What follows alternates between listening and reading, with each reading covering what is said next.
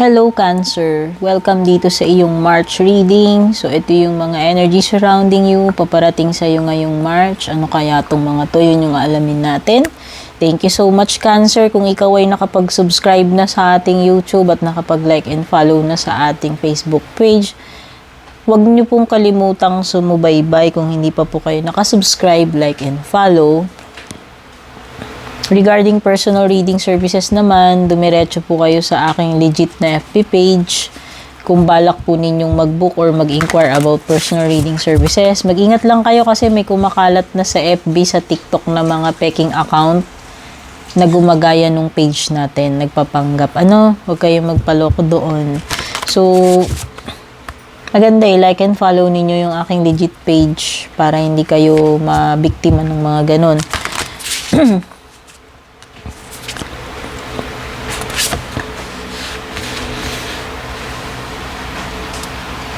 Si Archangel Phanuel.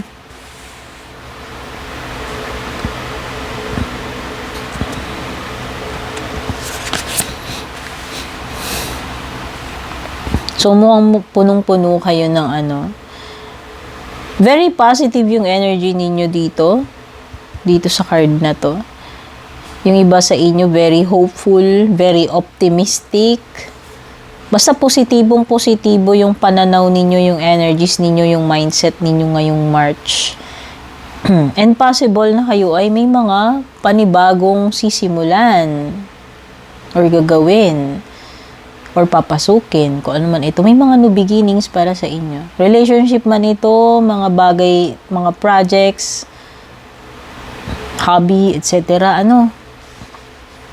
May mga sisimulan kayo or bagong job, bagong negosyo, hindi ko alam Pero mabibigyan kayo ng chance na magsimula ngayong March.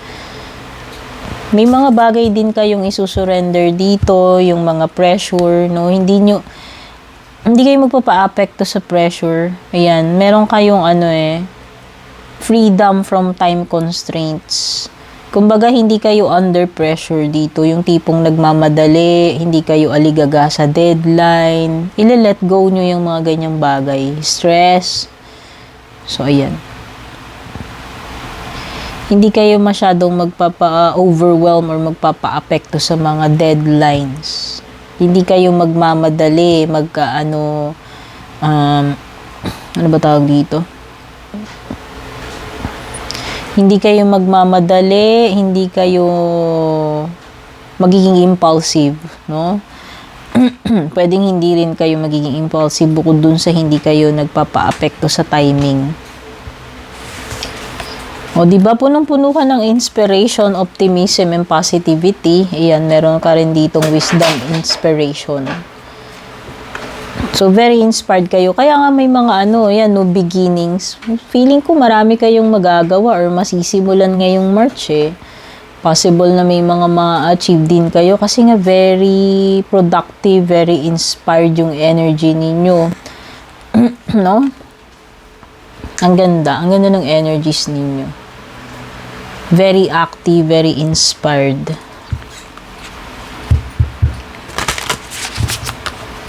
And very positive.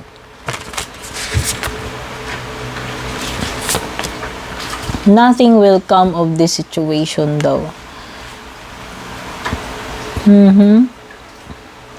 Ayun na nga. Kaya nga kasi kayo dito.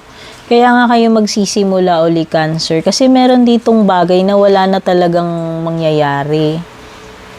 Siguro na-realize ninyo na itong March, dapat magsimula na lang kayong panibago kasi kung ano man yung tinutukoy na itong card na to in the past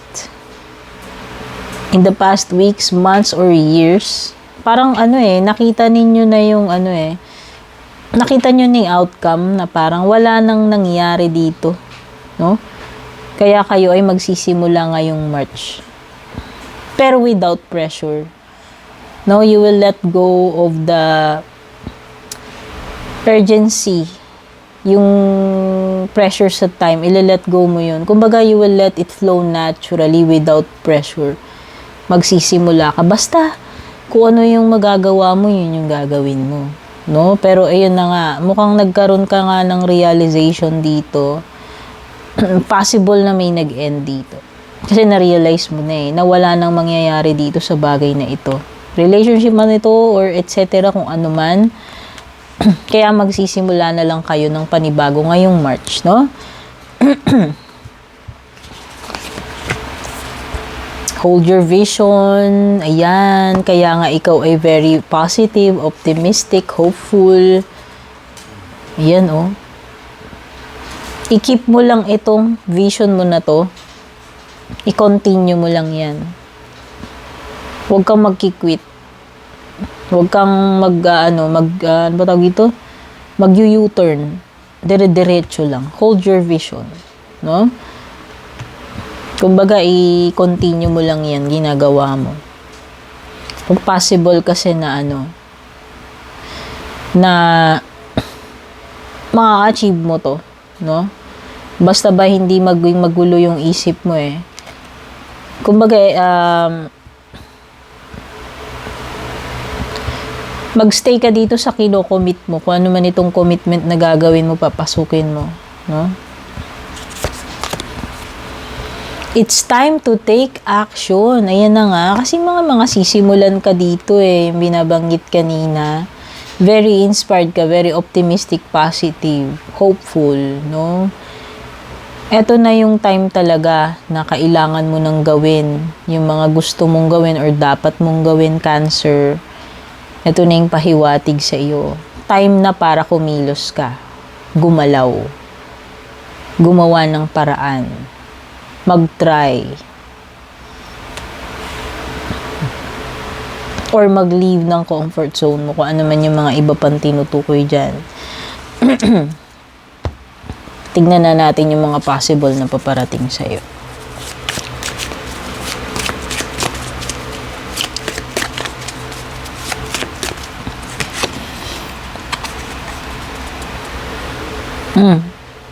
Protektado ka ng kung may mga negative forces man daw na out of your control, mapoprotektahan ka. Kaya nga, ayan, time to take action.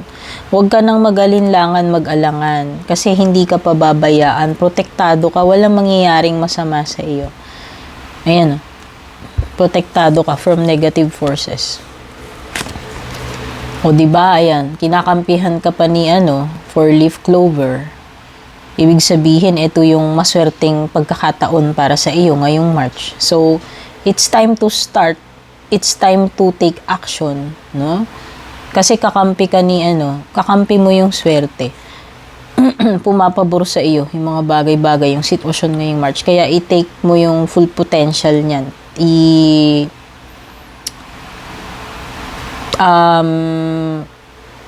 I-take mo yung advantage, take advantage doon sa maswerteng pagkakataon. Take care of there will be a loss of material wealth.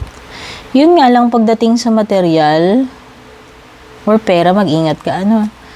Possible lang naman na magkaroon ng loss dito. Pero yun na nga, may mga time naman na siswertihin ka rito Tsaka sabi kasi protected ka naman daw sa mga negative forces. Lang ito, feeling ko, possible lang. Pinag-aadya ka lang.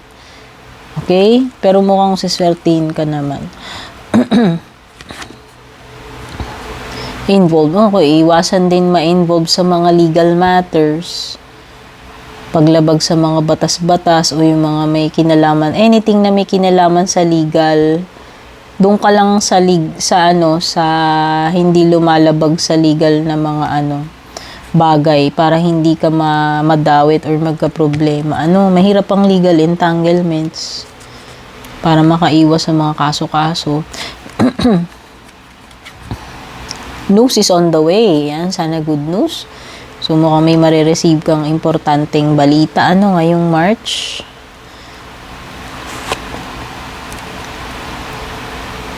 Kailangan maging wise pagdating sa mga transaction, kalakalan, may kinalaman sa negosyo or financial. Basta mga business transactions, may kinalaman sa pera, kailangan mo maging practical, wise, business-minded.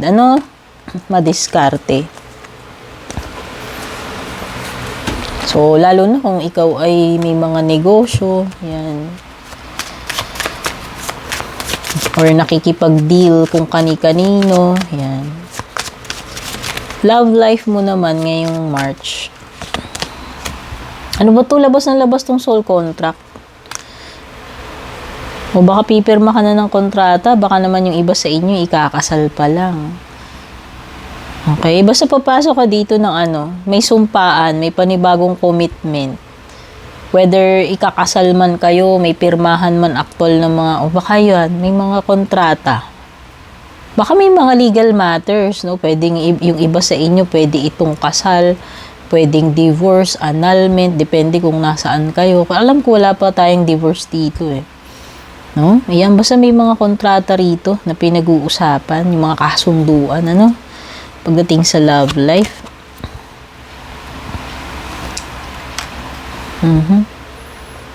Sabi dun, di ka magpapa-apekto sa pressure ng time. Okay, pero dito sa love life mo, may binabanggit dito about timing.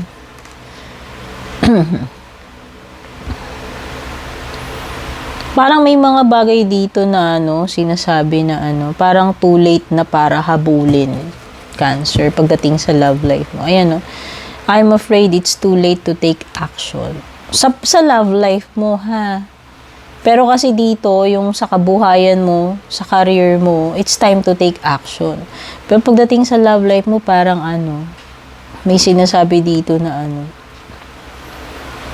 charge it to experience, no? Parang nalalabuan ka na pagdating sa timing dito sa love life mo, kung pwede pa bang remedyohan, habulin, or may ibabalik pa ba yung nawalang time.